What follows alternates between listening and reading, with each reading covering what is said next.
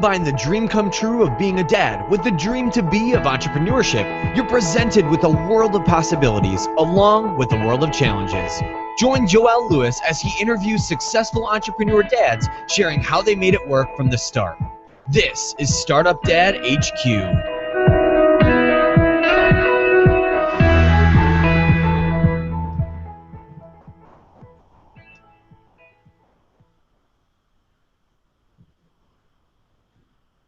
Hey, welcome to Startup Dad Headquarters, where we're exploring the intersection between fatherhood, entrepreneurship, and life. And today, Startup Dad's backstage, I'm really excited to have on the show Darren O'Connor. Darren, originally from Dublin, Ireland, currently resides in, I'm probably going to mess this up, Ennis County, Clare. Did I say that right, Darren? Yeah, Joel, you got it right on. All right, great. Ennis County, Clare, Ireland. Darren is fresh out of the box dad to one screaming little boy. He's on a mission to become the best dad he can be. His blog and podcast, askdad.ie, are mostly about the positive things associated with becoming a dad, while his hilarious tweets document his parent fails as a newbie. Darren, we're really excited to have you on the show. Welcome to Startup Dad Headquarters. Hey, Joel, thanks a million for having me on. Yeah, so I'm, like I said, I'm, really excited to have you on. One, because you are a new dad. I've had quite a, wide range of dads onto the show, but not a lot of new dads. So it's great to have, a fresh perspective, and then get a sense of how how is life now. Because shortly, probably a couple months ago, life was completely different for you as an entrepreneur, as a dad, and now you introduce your son into the picture. So we love to share those stories for the dads who are in the exact same position, trying to make it happen. So tell us right now, shared a little bit about your bio. There's so much more we're going to get into in the show. Let us know about what's exciting you right now about your business and what you got going on. All right, so with my business, I've run a couple of businesses. Yeah. Initially I started out, I ran a skydiving business, and then I opened a dog creche, and then I did some web consultancy and some bits and pieces. Nothing has been as challenging as bringing a human into the world. So, I mean, what has changed? My goodness.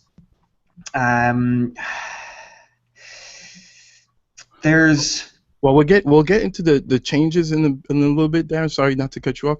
But right now, like, what's exciting you about your business right now? So what's exciting me is the possibility of igniting imagination of kids. So my primary focus at the moment is the publication of my kids' book, and that's what is inspiring me and keeping me motivated and driven. And I suppose I'm 33, nearly 34 now, and I've finally decided what I want to be when I grow up. Nice. I want to be a children's book author. It is that thing that ignites the inside of my soul. Mm-hmm. The possibility of bringing kids off into a different world.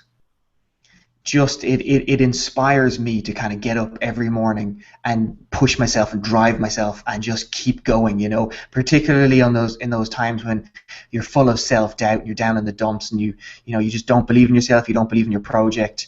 I just think about when I was a kid, books used to transport me off into a different world, and now I'm in a position to be able to do that for other kids. Mm-hmm. That's what it's all about. That's just, it's pure, that is pure energy right there. Yeah, and I checked out your Kickstarter. It's not Kickstarter. We call it Kickstarter, but yeah. It's called what is it called there in Ireland? It's fundit.ie.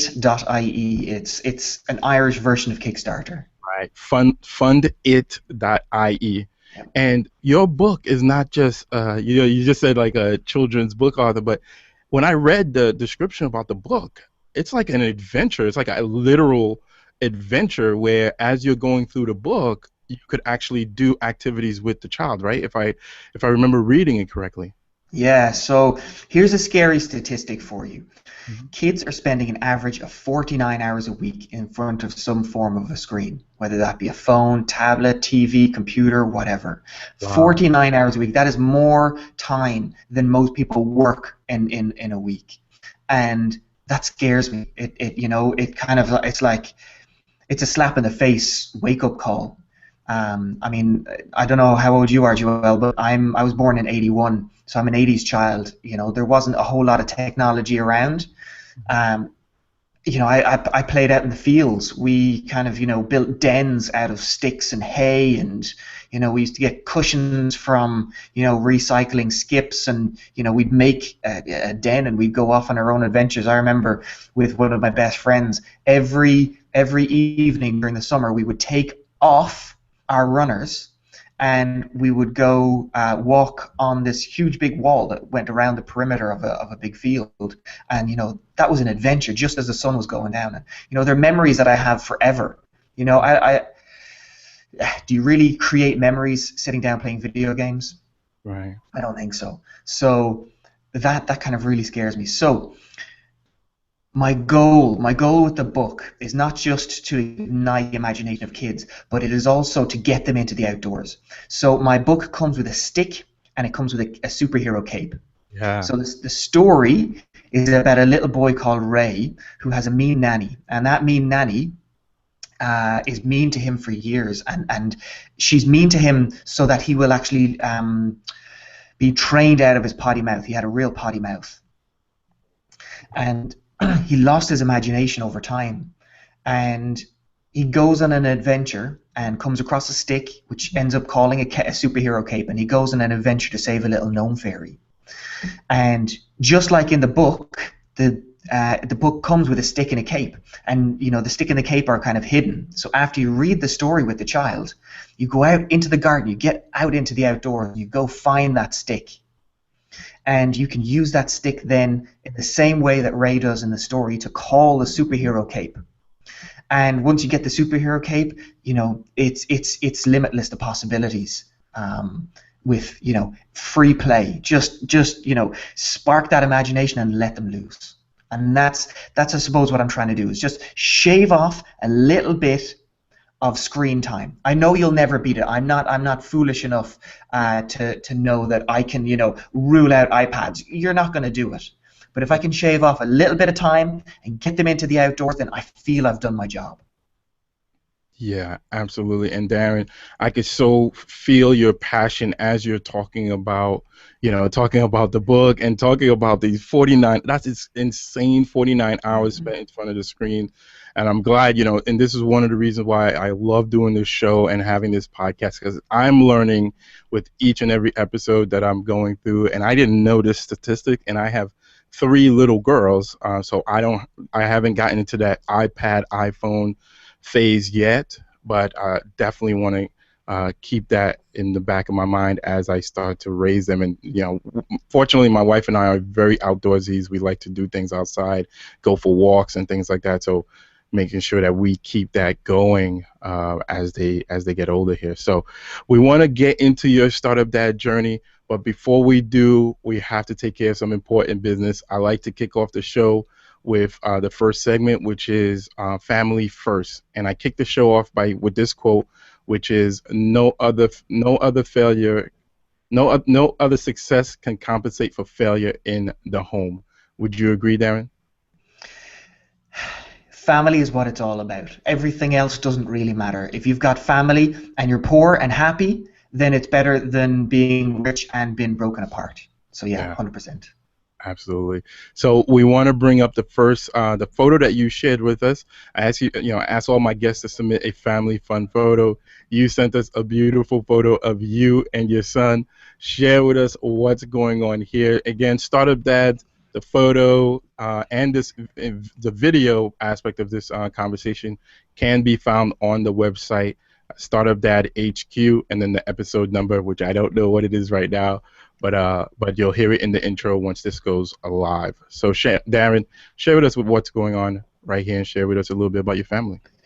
So the little boy is Nathan. He is just over 4 months old.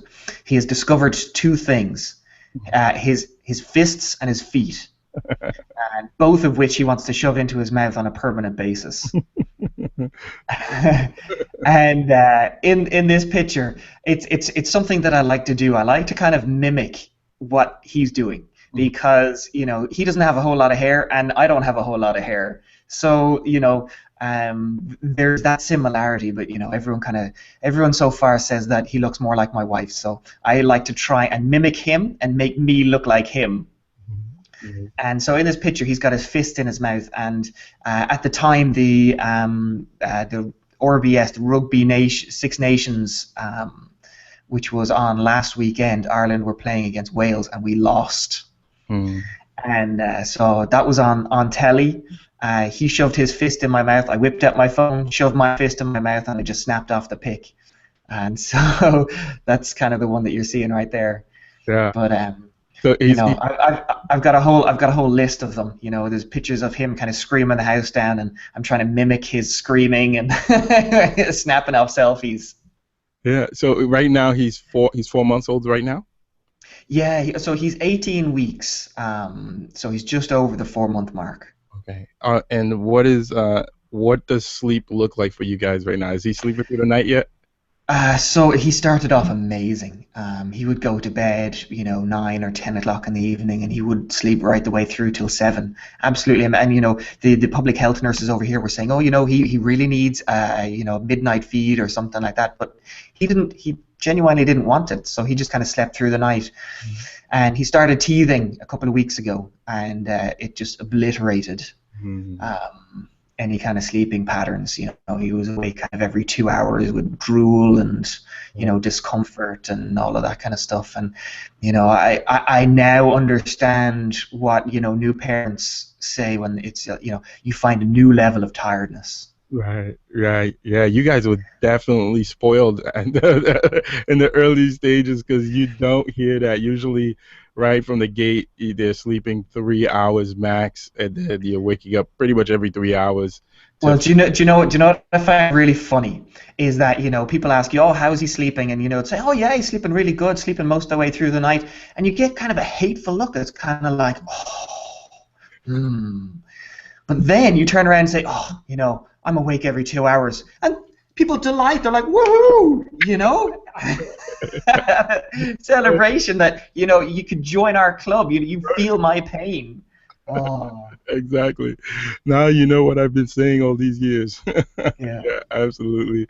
So that's awesome, though, that he's sleeping through the night. I'm sure once he's done teething, he'll get back to his routine, which is great for you guys. So how are you?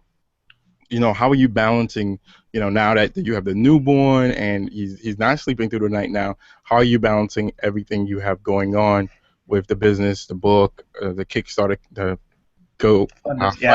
Fund It campaign? I'm gonna keep saying Kickstarter. Watch. And that's okay. That's okay. I'll forgive you.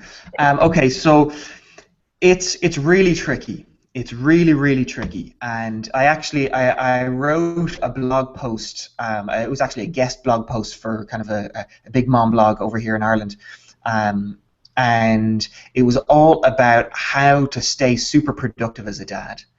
And the book, the baby, the wife is kind of only the beginning. I'm currently building a house at the moment. I'm self-building a house. So that's incredibly demanding. I'm also in high court against the next business partner, so that's incredibly demanding. The baby is incredibly demanding. The book is incredibly demanding, and so how do you balance all of these things? It's really, really hard. But I know my key to success is drive and passion. It is staying super focused and allotting kind of time. So we're in a pretty steady pattern of, in the morning time, I'll take Nathan down and I'll feed him, change his nappy, change his clothes. and that'll go on till maybe 10 o'clock when my wife gets up and she'll kind of take over. I'll generally jump in and do a little bit of work. I'll do some promotion. I'll plan out my tweets, and just kind of stay organized in that sense. Have you ever heard of Trello, Joel? I have. So Trello organizes my entire life. Mm-hmm.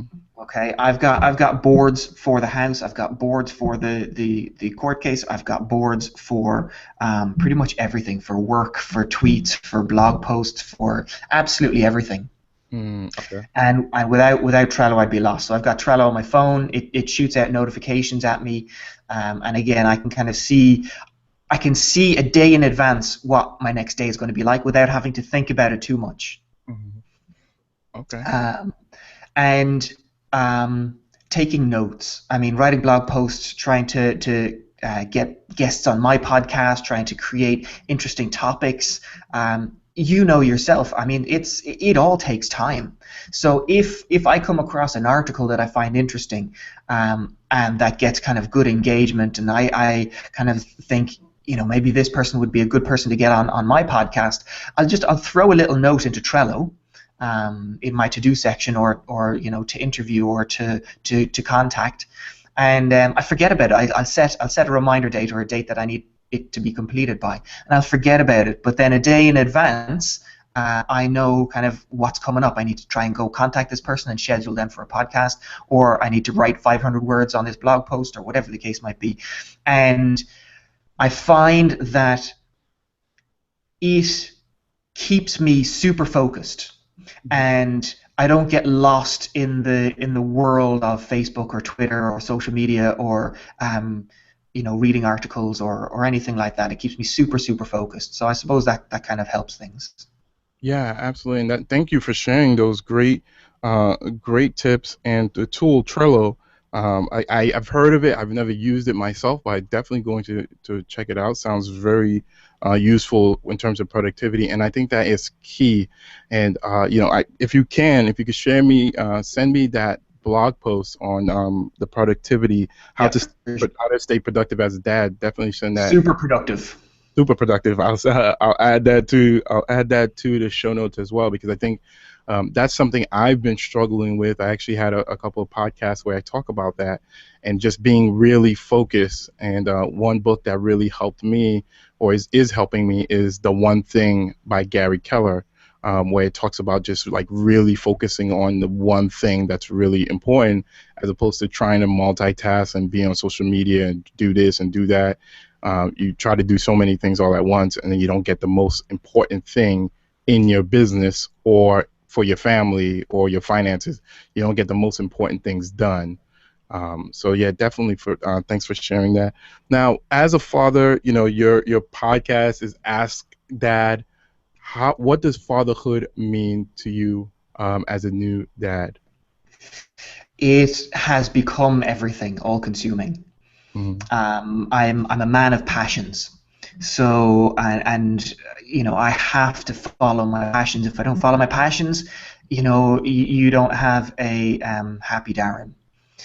And I'm the type of person, and it's funny looking. It's like the Steve Jobs thing. You can only connect the dots looking backwards.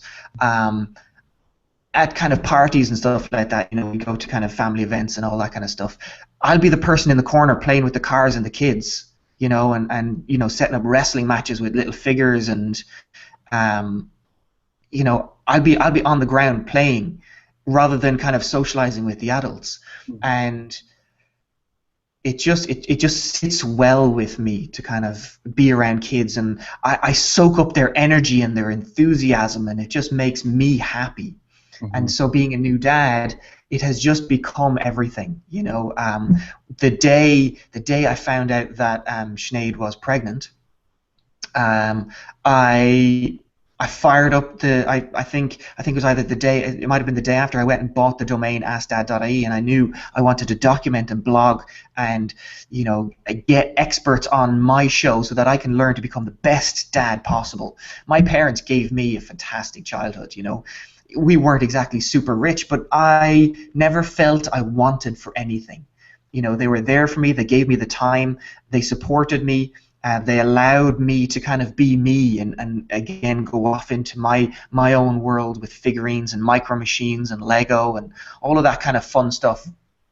And I look back at my childhood and it feels good, it feels warm, it feels supported. I want to do that for my kid. It just, that's absolutely everything I want to do for my kid.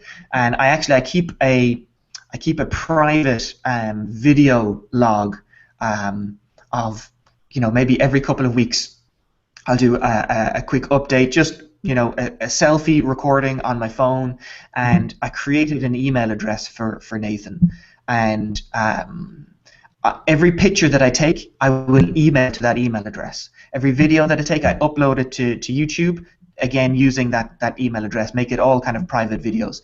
And then on his 18th or 21st birthday, I'm going to give him the password to that.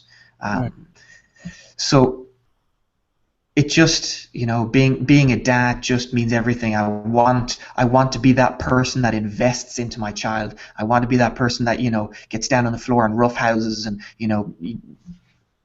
pulls all the kind of couches apart so that we can create kind of dens and just, I suppose, kind of ignite his imagination and let him kind of go off into those kind of beautiful, imaginative worlds. Right. Yeah, I love that, and I like I mentioned, I have three girls. Yeah. They're all I have a 6-year-old, 4-year-old, 2-year-old. So for me, every day at home, I'm surrounded by kids. So it's like getting into that play space, and we're just kind of, the television is off, and I'm not worrying about anything, and I'm just playing and doing whatever they want to do, which typically involves daddy being a horse, and they're riding on daddy's back, right? So whatever it is, or playing tea or whatever, it's so much fun, and their energy is just it never ends, right? And it kind of brings you alive as well. So I could definitely relate with that. And I've had a couple of dads, and dads who are listening out there who are software guys, app guys. There's definitely a business to be made around some kind of time capsule where you could just upload videos and pictures and journals or whatever you want to send, upload, and then give that to your children at some point in time. Because I think I've heard that many times from the dads that we're trying to find ways, dads or moms, we're trying to find ways to kind of, with all this technology, how do we capture everything and make it available to them? It's like we want to as the story is going through, as they're growing, we want to share what we're feeling and what we're thinking, and then give it to them at some point in time. And I think that's beautiful what you're doing with the email address. Thanks. So so Darren, let's get down to it. Besides throwing out the trash, what's one way you help out around the house that is not traditionally considered a man chore? Okay, that's not considered a man chore. I cook. I'm the primary cook. Nice. I love to cook good food. Like I will sacrifice on other things to buy good quality food and cook it up at home and share it with family. That is, it's one of my goals. I don't know. Do you write down your goals, Joel? I do. Okay, so one of my goals is to share good quality food with my family, and that includes everybody. It includes my wife, my child, my parents, my brothers, cousins, friends, everyone. I am with the new house that I'm building. I have a section of my garden allotted to growing my own veg, herbs, spices, fruit. I plan to make jams, homemade pastries. Kind of all of that kind of fun stuff.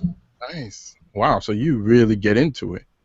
Oh, me and food. Oh, hell yeah. Like I said, I will sacrifice on many other things, just so that I can buy the best produce. We have a fantastic fish shop here in Ennis, the CS Fish Shop, and they give me like the most beautiful kind of huge. I mean, these prawns are like huge, big chunky prawns, and they're the freshest. And what I love about them is they will always they know me. I'm like, no, that's not good enough. They will go to the back and get the fresh stuff, throw it into a bag, weigh it, charge me, and then throw in a few more, just because they know my standards.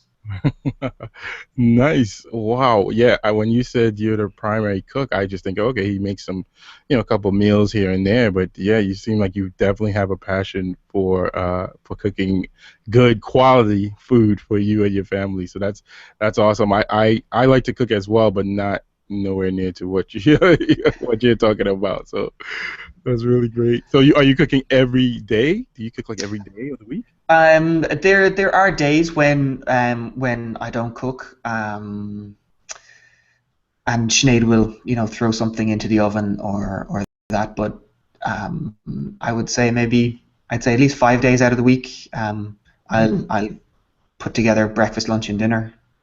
Wow. Yeah, that's beautiful, man. That's awesome. Well, So see, my wife has her strengths, yeah. and I have my strengths. I love cooking. I'm not great at cleaning up after myself, so she'll come in, whiz around, and all of a sudden the place is kind of clean, and that just suits me down to the ground. Yeah. Yeah, the cleaning up after cooking is definitely a major chore. So our next segment of the show, this is Startup Dad, and we want to get into your Startup Dad journey. Next segment I like to call the True Startup Dad story, and this is where we dive deep into the early stages of your journey. I like to kick this off with the quote, "The journey of 1,000 miles begins with a single step." Darren, share with us the initial steps of your Startup Dad journey. Okay, so my wife had a tough labor. It was a 37-hour labor followed by an emergency C-section. Oh my goodness. So it was tough. And so she had a fairly significant and long recovery time. My little boy, he spent nearly a week in the neonatal unit. He was having difficulty oxygenating. He was kind of dipping blue, and he wouldn't feed, and he wouldn't settle. And so they took him into the neonatal unit, and they fed him through a tube for the first week. And that was kind of pretty tough. I actually have a whole podcast episode on that journey. And but we eventually we came home, and Sinead started her recovery process. And this might seem a little bit selfish, but it was actually great for me because I almost became the primary caregiver to this little human being, and it was amazing. It was an amazing experience for me. And he used to fall asleep on my chest. He used to put his head down near my heart, and he would just go to sleep. And I feel that emotion welling up in me right now, and that inspired me to write him a story. I wanted to kind of convey my love to him in some way, shape, or form, and I knew I needed to use those emotions and put them down on something. And so he was asleep on my chest. I picked up my iPad and I opened up a Google Doc, and I just started writing, and I just started thrashing out, I don't know, maybe 1,000 words, before he'd even wake up.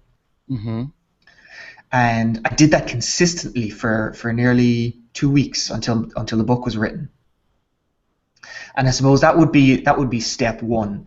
And I thought to myself, I could just create this book for him, or I could create this book for him and all other kids like him. And I thought to myself, how amazing would it be to have that interaction and emotional reaction like the Roald Dahl books that I used to read with, thousands, hundreds of thousands of kids, and potentially forever, And I thought to myself, doing the likes of a Kickstarter campaign or a funded campaign is a fantastic way to go, because I love the idea of pre-sales. It helps to validate your idea. If you are able to sell something before you have it created, then you know that you are somewhere along the lines of creating something successful. Yeah. And so creating the funded campaign, It really helped me to hone in on exactly what my message was. It helped me to find exactly who my audience was, because even though the book is written for children, you're not going to be selling to children. You're going to be selling to adults. You're going to be selling to aunts and uncles and grandparents and mothers and fathers. And you have to kind of get into that psyche. So the book is aimed at kind of kids that are 5 to 7 years old, both boys and girls. And it took me a while to kind of figure out. I was giving manuscripts to everybody that I knew that had kind of kids in the 4 to 8 to 9 to 10 years old. And I was asking them if they would read this story to their child and get feedback and see what their reactions were. And that's how I came up with the 5 to 7 year olds. You know, the 11-year-olds kind of said, you know, oh, the book is fine, but you know, it didn't really kind of spark the imagination. But the 5-year-olds loved the fact that Ray had a potty mouth, you know, and he was coming out with, you know, his rebellious little sayings, and he gets his own back on mean old Nanny Weinstein, and they totally bought into the story. So I knew immediately then, kind of 5 to 7 year old range is what the book ended up being aimed at. Mm-hmm. And then I needed to tailor a message.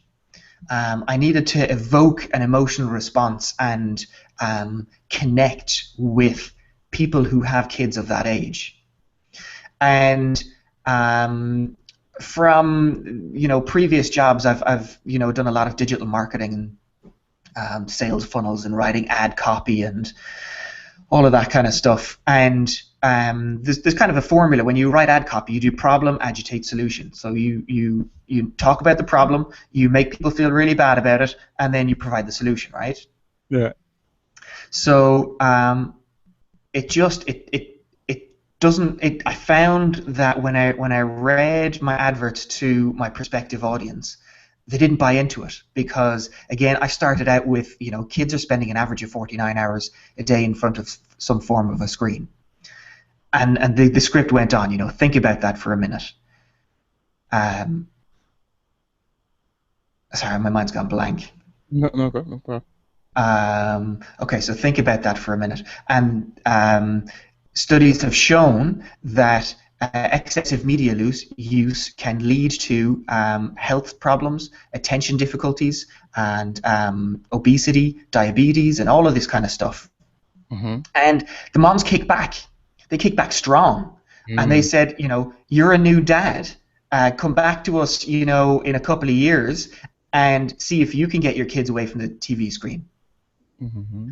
And so my message was wrong, which was great for me, because I completely changed around my my tack, and I took a much more positive approach. You know, talking about my feelings as a dad, my passion, my reason why, and people started buying into it. You know, and then when I launched my campaign, and it's not up very long, people started pledging, and they started pledging from all across the world. You know, I've got pledges from Australia, from USA, from the UK, and I knew kind of my message was right, my motivation was right, my passion was felt, and yeah, people just started buying in. So I suppose that was kind of step one. Nice. So you know, there's so much that you shared there, and I want to touch upon a few of them. The first part is, and I think, you know, one of the things that a lot of dads struggle with, a lot of people in general struggle with, is that writing, right? So you said that, you know, your son was born, you had that moment where he was laying on your chest. You were very fortunate, well, not fortunate, but you had the opportunity to become the primary caregiver, that must be scary and amazing at the same time. But I know your wife must have been having to, you know, to recover from the C-section, and you started writing, and you were writing 1,000 words a day for 2 weeks. Now, did you have experience prior to this with writing? You know, did you write a book before or anything like that? No, never. I had you know, I had started writing blog posts, but you know, I really did struggle, and I am not a literary person. My beginnings were in animation. I love to draw, I love to create, and I love to animate, and that's kind of that. I've got that artistic side. Try and get me to get a grammatical sentence together is a real struggle. But I have, whether it be a fake sense or not, I have this belief in me that I can do anything. And I forgot, I totally ruled out spelling, and I just started writing. And I wrote with the imagination that I was reading this to Nathan when he was a little bit older. And what would he like to have happen now, and how would he like the character to develop, and what would evoke an emotional response within him. And I just started writing, and thankfully the iPad's keyboard is, it's comfortable, it's small, and it I don't know, I find it really functional, and I could write really fast. I could write almost as fast as I could think. Okay. And that just allowed me to kind of put out those 1,000 words. Now, it's been heavily edited since. It's down to, I think there's about 15,000 words. Okay. No, I tell a lie. It was about 15,000 words. It's been edited down to about 9,000 words now. Okay. So you wrote the 1,000 words for 2 weeks, got it out there, didn't worry about the spelling, didn't worry about perfect grammar, and then it's like, okay, then you send it out to like an editor, or you had your wife. Well, I'm in a couple of Facebook groups. So I'm in the Irish Parenting Bloggers Facebook group, and those guys read the story, and they started coming back with the edits and grammatical errors and all of that kind of stuff that I would have missed. So I just got the content down and then went and revised it. And then all of these people, they jumped in and they helped out. I also have a friend over in the UK who has also written a children's book and had it published. And himself and his daughter, they went through it with a fine-tooth comb, and they kind of picked out, apostrophes and semicolons and, tense changes and all of that kind of stuff. So I've had a lot of support with getting it to that point. Okay, nice. And then you went into, and I love that you brought this up, this whole idea of pre-sale, right? Kind of validating the idea, validating the business, validating the product, the service, whatever it is, before you build it. So talk to us a little bit more about that. So it sounds like you're using the funded.ie as your pre-sale. Now this is, you already kind of created you already had the manuscript already laid out, right? But before you put money into publishing, hard copy, all this kind of stuff, you used using this as your test bed, if you will. Yeah. So the idea of pre-sales just makes so much sense to me, because I had the fortunate pain, and I call it a fortunate pain because it's a learning experience, of developing a course. I spent 2 months developing this kind of online course, put it behind a payment gate. It was a membership website, and it was a once-off payment. You get unlimited lifetime access to all of my teachings, and I was selling to a particular market, and I spent 2 solid months developing and putting out the best content. Swipe files, everything. And I did a pretty big launch, pretty big YouTube launch. I got loads of traffic. People bought into, or they opted in for my free video training series, and I got quite a lot of people on my email list. And then I opened the gates, and nobody bought. And I was thinking, okay, maybe it's just a slow start. A week went by and still nobody bought. And I thought to myself, where am I going wrong? So I reached out to these people and I said, listen, you signed up for my free video training course. I noticed that you haven't purchased. Is there any particular reason? And they came back and says, oh, well, we don't really need this product. And I went, I probably should have asked that question first. And So that was kind of 2 months of my life. Again, good learning experience. And I said to myself at that point, I've got to sell first. I've got to sell the idea first before I launch into kind of really, investing time and effort and money into producing anything again. And it has, it has served me well so far. Yeah. Yeah, I love that, and thank you for sharing that experience with us, because that, obviously is one of the biggest fears as a parent, as a startup dad. You're taking the 2 months of your time. This for you, this was before Nathan was born, I'm assuming, right? Yeah. But imagine that 2 months of time taking away from spending with Nathan, spending with Sinead, and now you build this thing and no one comes, and it's like, not only is it like this huge failure, but it's all that time that you could have been spending with your family, which is huge, and it's a big fear and holds a lot of dads back. So thank you for sharing that with us. Here's the way I look at it, is that failure is a necessary ingredient for success. Nice. You've got to fail a number of times. And you've got to. Have you ever read the book by? His name is Anthony DeMello. It's called Awareness. I have not.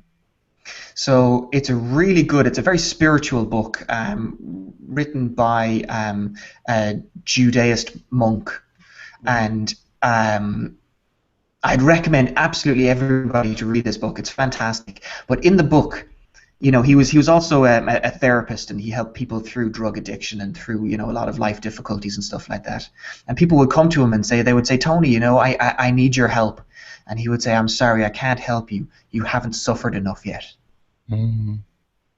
So until you hit that point that you've had enough pain, you run the risk of it being a bit complacent if you don't have that real burning passion, that focus, that drive to kind of pick yourself back up and keep trying, and fail a number of times before you hit success. Yeah, absolutely. Now, saying that, I don't count myself as successful yet. Mm-hmm. I was saying to you in the pre-interview, I'm about 3 weeks away from having to go get a job. Right. And if there was ever motivation, that is motivation, because I've been put on this earth to inspire imaginations of kids. I know that now. I feel that's what's right for me. And I will do absolutely, again, just with my food, I will sacrifice to make sure that happens. Mm-hmm. So it's real pressure. Yeah, definitely. So all of my advice taken with a pinch of salt, because I'm not there yet. Yeah, and this is, again, this is what I love about, with Startup Dad. I could be interviewing, and I've had some very highly successful entrepreneur dads on the show, millionaires and stuff. But majority of my guests are dads just like you, dads who are actively in the trenches right now, who's somewhere between like success and failure, but who are trying to make it happen. So, and I, and there's tons of podcasts that are interviewing highly successful entrepreneurs. But I know from the email responses, the Facebook responses that I've gotten from the dads, that they absolutely connect with these stories. Now, the challenge for me is that growing my audience takes a lot longer, right? Because every dad that I interview doesn't have like 1 million followers on Facebook, on Twitter, and stuff like that. Some dads, I've had dads who don't even have a Twitter account. So that does introduce a challenge in terms of growing the podcast. But I think, but I know this is my mission. I know this is, what I'm passionate about, and it's serving the dads who do find the show, who do connect with it. So it's a struggle. It's absolutely a struggle, and that's what I love about having these conversations with dads. And now I'm having conversations with dads all over the world, which is awesome. So thank you for sharing that with us, Darren. And we definitely want to keep a pulse on what's going on with you. And like I said in the before pre-launch, was like, we can't let Darren go back and get a job. That can't happen. So startup dads who are listening, head on. And I'm actually going to have to publish your show earlier than later. I'll probably do it next Monday, just so that we could get it out there before your funded campaign ends. When does it end, by the way? I've got 16 days left. 16 days, okay. Yeah, so we'll definitely get it out. I'll get this episode. Normally your episode would be actually probably like 5 weeks from now, but I'll push it up just so we could get that out and get your book out to the world. Well, the Startup Dad community. I don't want to say the entire world. It's okay, man. It's the world. It's good. I actually, if any of your audience want, I have I'm recording an audio version of the book, and I'm going to be releasing it chapter by chapter. Nice. So askdad.ie/audio, and yeah, I'm going to be periodically releasing chapters. So chapter 1 is up there already. It has raised potty mouth, so if you want to giggle, play it to your kids. Actually, it's funny. I was editing, and I had Nathan in a little bouncer beside me, and I was playing it through the iMac speakers. And when my voice came on telling the story, he stopped what he was doing and. Right. What's that? And I knew. I've got it right. I've got it right. Awesome.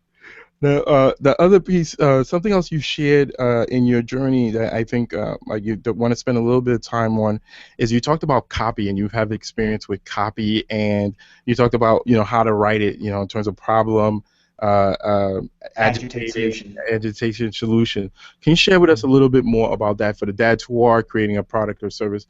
Like, what do you mean by the copy and the sales page? And you mentioned funnel really quick as well. Mm-hmm. Okay, so on the internet at the moment, there are a million distractions. Facebook, email, any other kind of notifications you have, and there are a million different avenues, and all of these places are screaming out for your attention. So here's another scary statistic for you, is that we have about a 7-second attention span on the internet. If we don't find what we're looking for within the first 7 seconds, then you're going to lose that potential person. Okay? So what you really need to do is to create something that hooks their attention. Okay? And this is where copy comes in. Sales copy is a real tricky thing. You really have to understand who it is that you're talking to. So again, in my case, I'm talking to moms and dads and uncles and all of that kind of stuff. So you really need to appeal to those people in the first 7 seconds. Now, I always relate it back to how you read a newspaper. When you're reading a newspaper, you'll scan over the newspaper, not interesting. You'll hit a headline that hooks your interest and makes you want to read into the article a little bit further. Mm-hmm. Okay, so what I find most people do, when they're writing blog posts, or if they're, if they've got a product or whatever, let's say for argument's sake they're selling first aid kits. Their headline will be first aid kit, and you're like, it just has no impact. It has no hook. It has no punch. Okay, but if you can turn that around and turn it into a hooking headline that will, read everything you need to keep your family safe in one little pouch. Okay, immediately you're appealing to that person's emotion. Okay, because obviously all the dads out there, they want to protect their kids. They want to keep them safe. Mm-hmm. So immediately you're kind of, and again, this is just me kind of thinking off the cuff. You create that hooking headline. Okay. Now that they've invested the first 7 seconds, you need a sub-headline. So you need to give them a reason to continue reading into the rest of your article, or to watch a video, or again, whatever the case might be. So your sub-headline needs to intrigue them a little bit more to click play on your video or to read into the rest of your article. And then at the end of your article, or during the article, you need to talk about benefits of your product or service, or whatever it is that you're talking about, because benefits evoke an emotional response. And I have a tendency to use the comparison to window tinting. I worked with a window tinting company. They did car window tinting, and again, they talked a lot about how thin their film is and what percentage of sunlight it actually blocks out. And what I did was I helped them to turn that around and to talk about how the fact that the window tinting is going to protect their children from harmful UVA and UVB rays, and it's going to make their leather seats last a minimum of 10 years longer. And it's those benefits that evoke an emotional response that impact people, rather than, it blocks out X% of the UVB ray, and which means nothing to anybody. And then if you can bring in testimonials then as well, people who have used your service or people who have tried out the product, and add in that testimonial into your copy, what it does is it adds that element of credibility. And people feel, oh, well, if they've used it, well, then maybe it might be a good fit for me then as well. And then the biggest one of all is your call to action. It's the thing that you want them to do next. It's the next step in developing that relationship, because again, generally speaking, people have to have about 8 interactions with a brand before they feel comfortable with purchasing with you, which is why retargeting ads that follow you around the internet work so well, because they're interacting and interacting and interacting.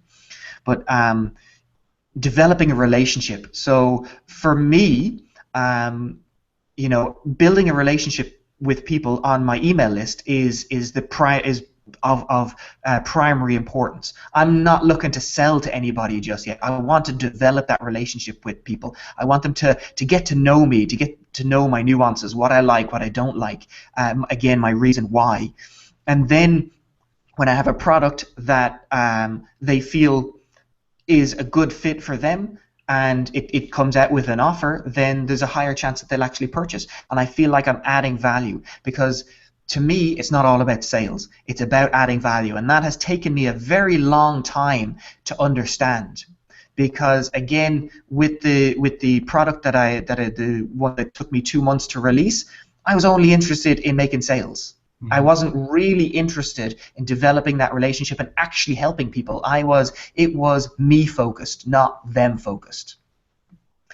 And that has taken me a long time to realize, is that you need to add value to people. And by adding value, it comes back to you in droves. Mm-hmm. Yeah, sorry, I was taking notes there. Yeah. No, it's okay. Awesome. Yeah, and thank you for taking us through that. And I think that was very, very important. And I'm recently learning about this whole copy and funnel and how to write. I've come across that same statistics that you mentioned in terms of 7 seconds. Like, you really have, because we are so consumed. There's so many things that we're consuming throughout the day, and Facebook is popping up new things all the time, that you really have a very short window of time to grab someone's attention nowadays, and to hook them in. So thank you for sharing that with us and taking us through those steps. I know it's definitely going to be very valuable for the listeners. Now, we do have to move forward, being cognizant of the time. We are running out of time here, and we have a couple more segments to go through, but this has been an awesome conversation. Thank you for sharing everything that you've shared.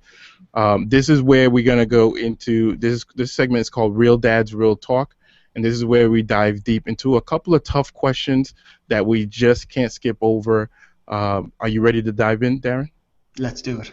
All right, so we talked about failure earlier on in the show, and you've recently just mentioned it again with the product that you were creating, the course that you're creating.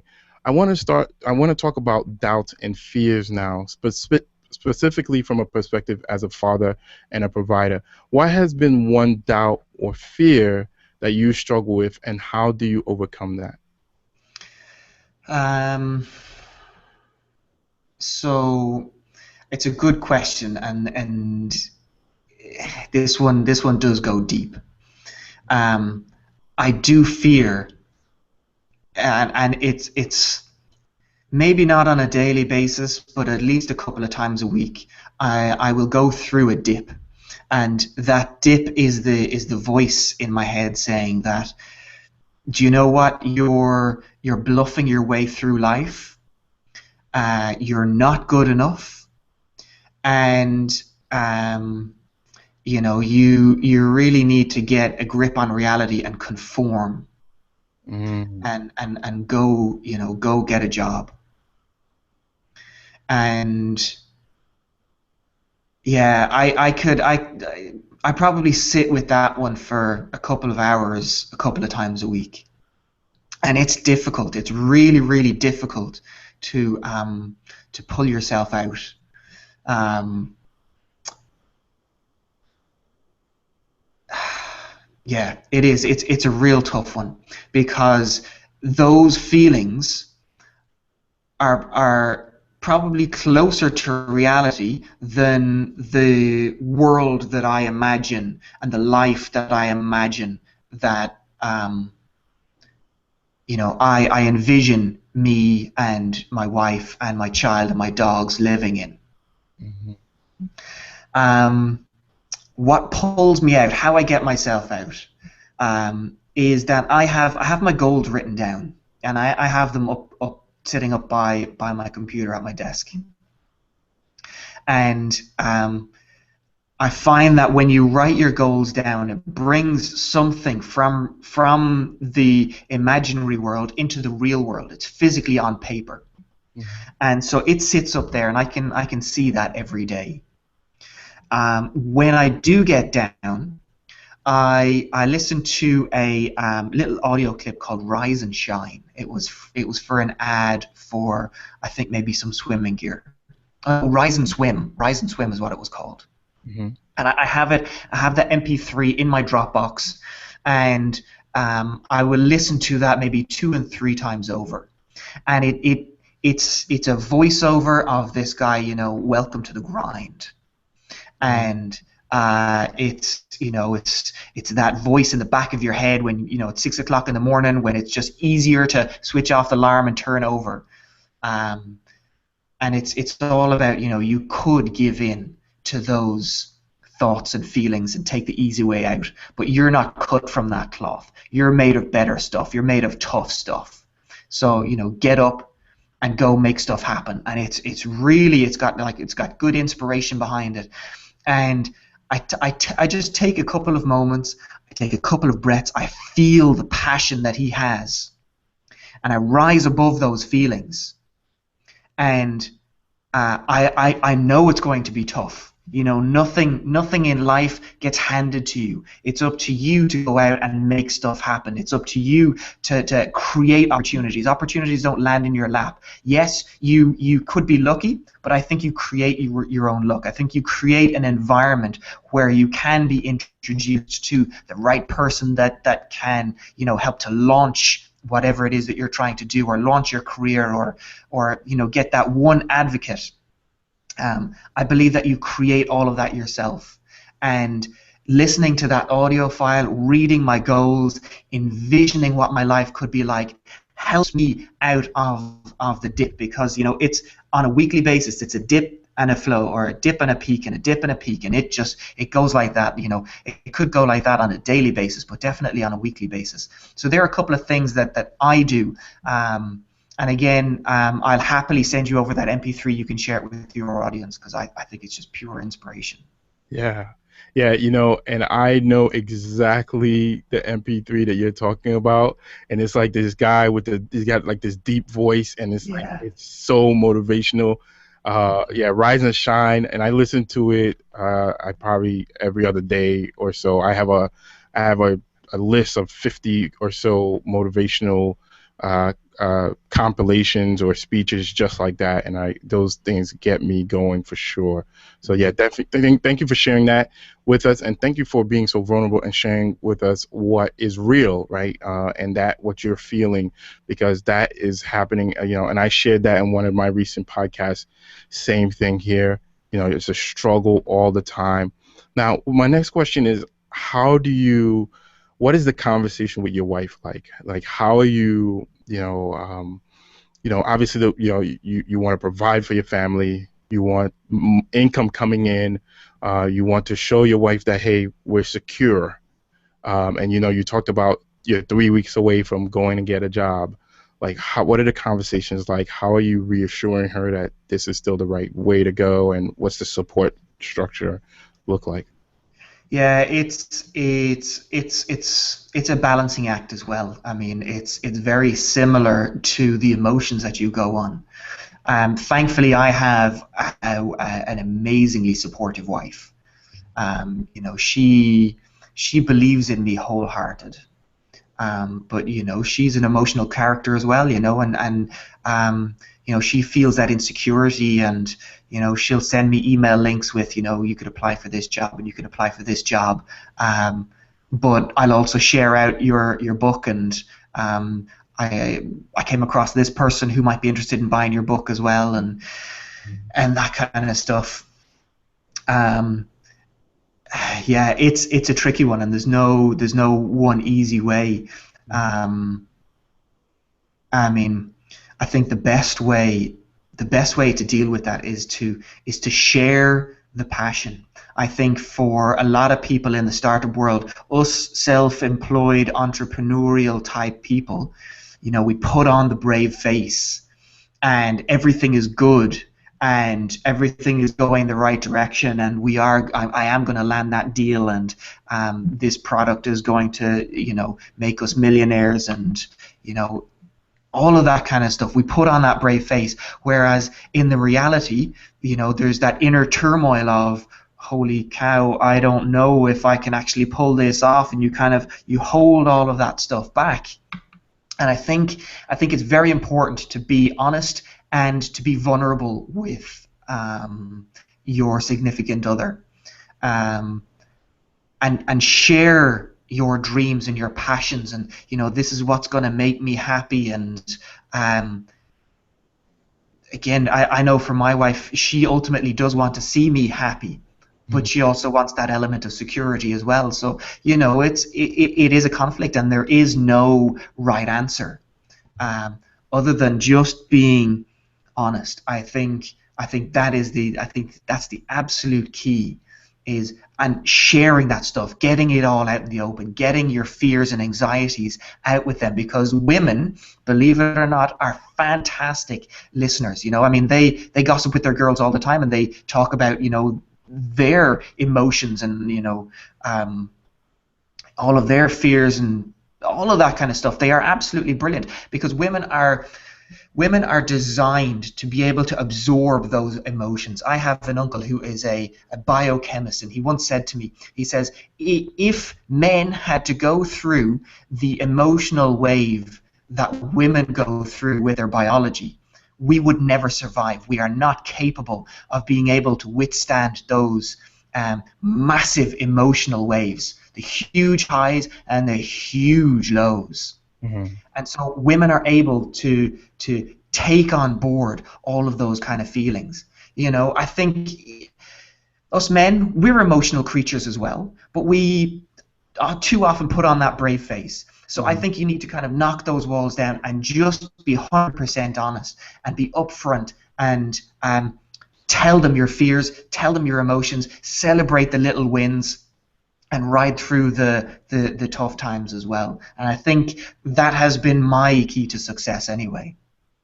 Yeah, absolutely love that answer, and you know, and I agree 100%. And you know, one of the other pieces that I'll add on to that is that, you know, as entrepreneurs, you know, I know for me, when I started my journey, you know, I started listening to podcasts, I started reading literature, and you know, you talked about conforming earlier in one of your answers, and you know, as you start to read this material and you start to grow, you want to conform even less, right? You want to be, you know, step out of that box. But if you're going through that process and you're not sharing those podcasts, you're not sharing that conversation with your wife, and you're slowly becoming a you know, non-conformist, and you're not bringing your wife with you, or at least getting her to understand what you're going through, and then now you all of a sudden say you want to quit your job, that's going to be a very tough conversation to have. So definitely sharing throughout the journey, sharing your feelings, the doubts, the fears, I think is very, very important in terms of getting that support. The final question I have before we jump out of this segment is, if you had to do it all over again, would you, and why? So your question is, would I do it all over again, and why? Yeah. Yeah, absolutely. It's, you know, the corporate 9 to 5 working for the man, trying to climb the corporate ladder, having to put up with office politics and all that kind of stuff. For me, I have no time for it.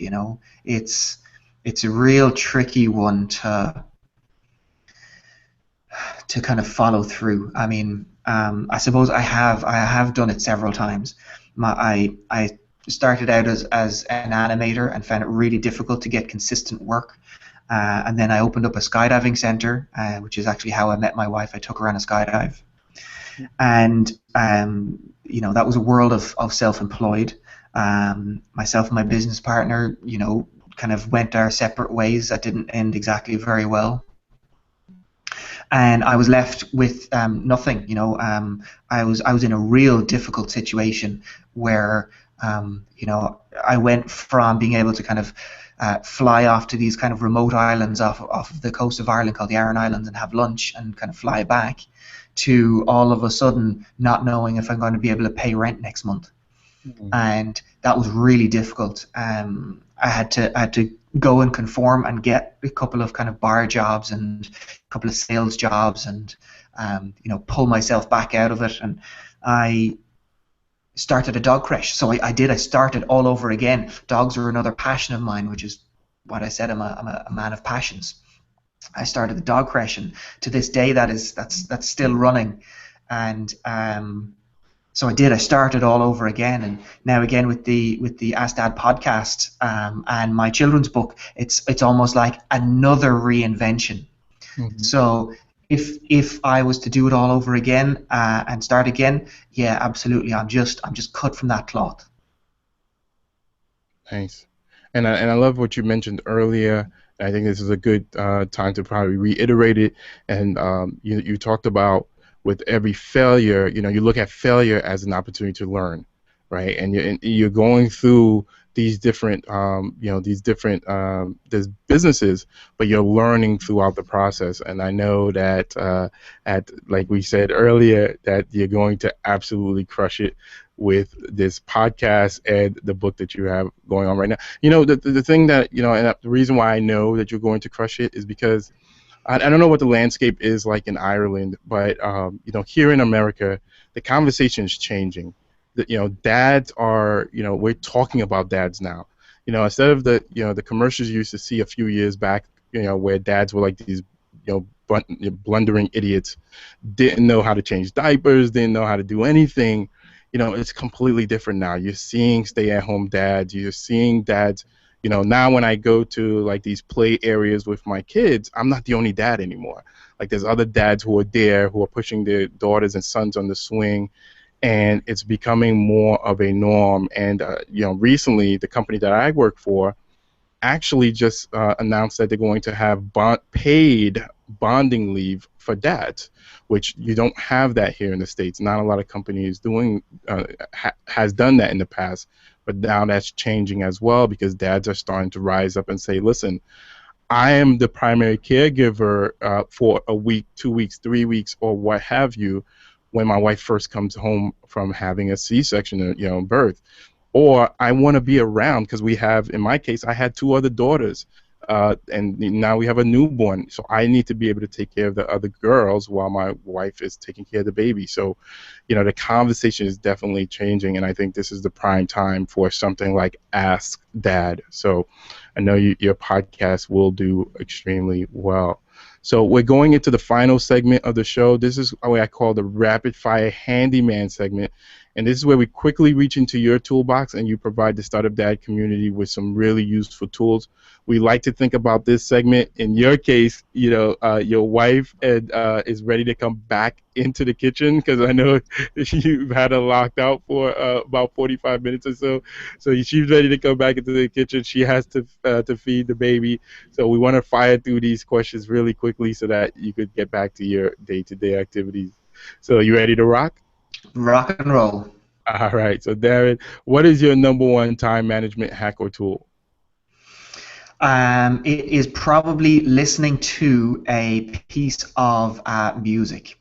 So what I do is I listen to one piece of music over and over and over and over and over.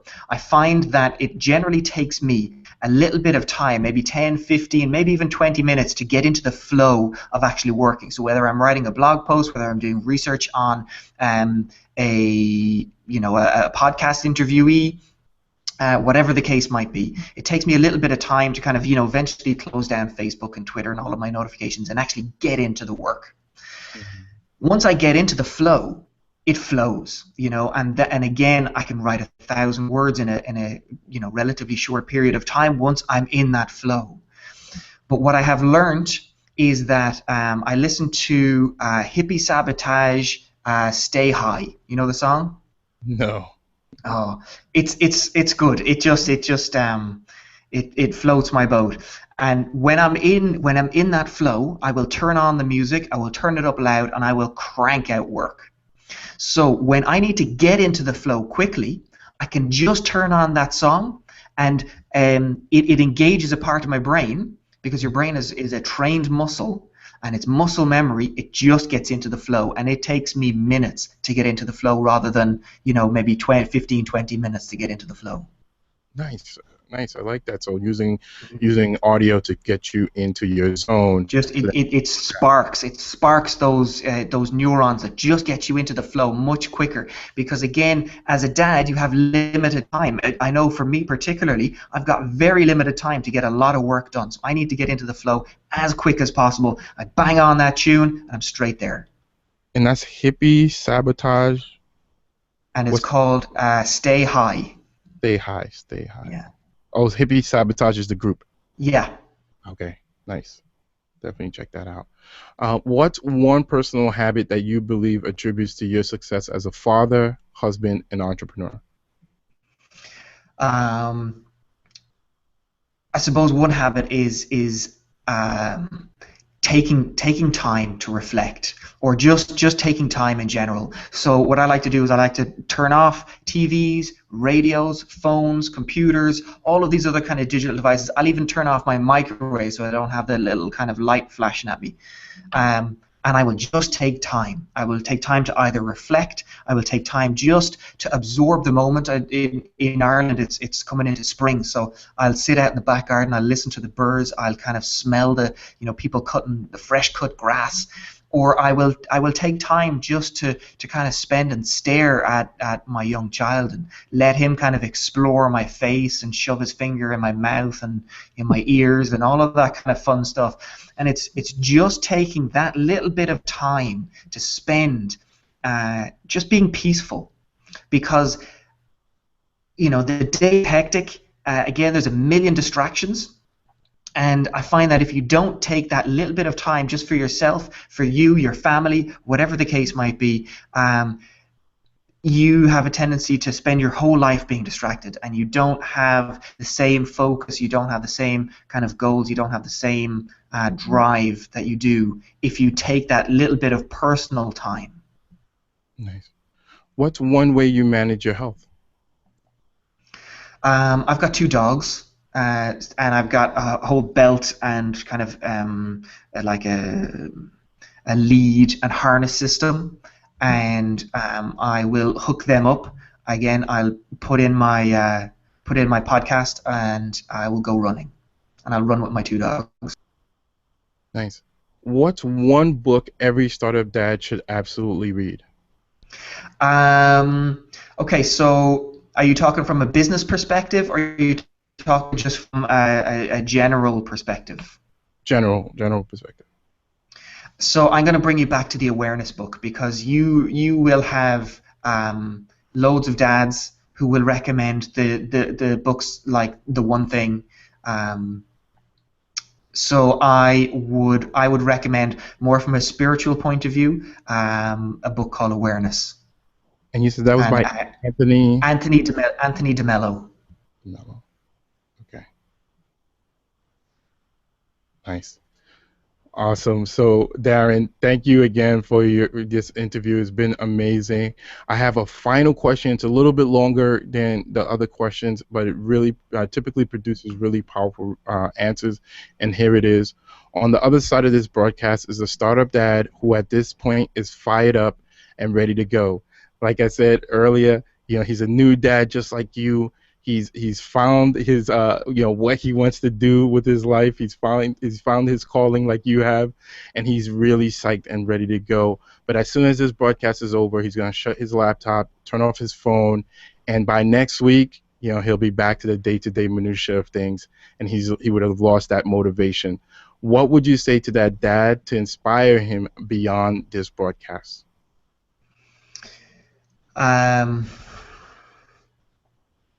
What would I say to inspire him? Okay, I believe that anything is possible. There are incredible people out there. There was a guy I met, a guy called Felix Baumgartner, and he beat the world record for the highest skydive in the world. He jumped from the edge of space. I'm sure you've seen it in the news and stuff like that. He went up in a huge, big kind of Red Bull balloon in some sort of a spacesuit, and he jumped out. He skydived. He opened his parachute. He had some difficulties, but he opened his parachute and he landed down on the ground. I mean, this is, pardon the pun, but out of this world stuff. I genuinely believe that anybody can do anything. And if you have enough passion and enough drive and enough kind of gusto to carry on, it's the persistence that will get you there. Don't give up too easily, because I think there's a saying that says you don't know how close you were to success when you gave up. And I suppose another kind of tip that I would have would be to okay, so it's all about taking action, and I know your podcast is all about taking action. I would have a follow-on to that, and it's not necessarily about the action you take, because if you have a listener listening to this podcast, it means that they are an action taker, they are invested. It's in the follow-up. The success is in the follow-up. All right, it's not in taking action. Anybody can take action, but it takes somebody with real passion to continue and follow up. So if you're looking to land that big deal, if you're looking to land that big client, persist, keep going. It's generally on the third attempt that you will actually get through to the person that you're talking to. The first time you pick up the phone, you meet a gatekeeper. Second time you pick up the phone, you get a voicemail, and you're thinking, oh my God, I'm never going to. Typically speaking, you pick up the phone a third time, you're going to get through to the person you're talking about. Nice. Awesome. Thank you, Darren. Like I said, it always produces powerful answers, and I love everything you just said. Thank you for your time, for sharing your startup dad journey, and for a truly inspiring episode. Like I said, we want to keep an eye on what you got going on. Hopefully have you back on the show with 1 million book sales and rocking it and absolutely crushing it. Please take a moment, share with the startup dads where they could find you, and then we'll say goodbye. All right, so I'm going to send people to askdad.ie/audio, because if you want to follow my journey, you can sign up to my email list. I don't spam, I don't try and push sales or anything like that. I literally want to keep everybody updated, and getting replies and stuff like that keeps me motivated. You can go listen to the first chapter of the audiobook that I've written. So that's the best place to send people. Awesome, Darren. Thank you again. Joel, thank you so much.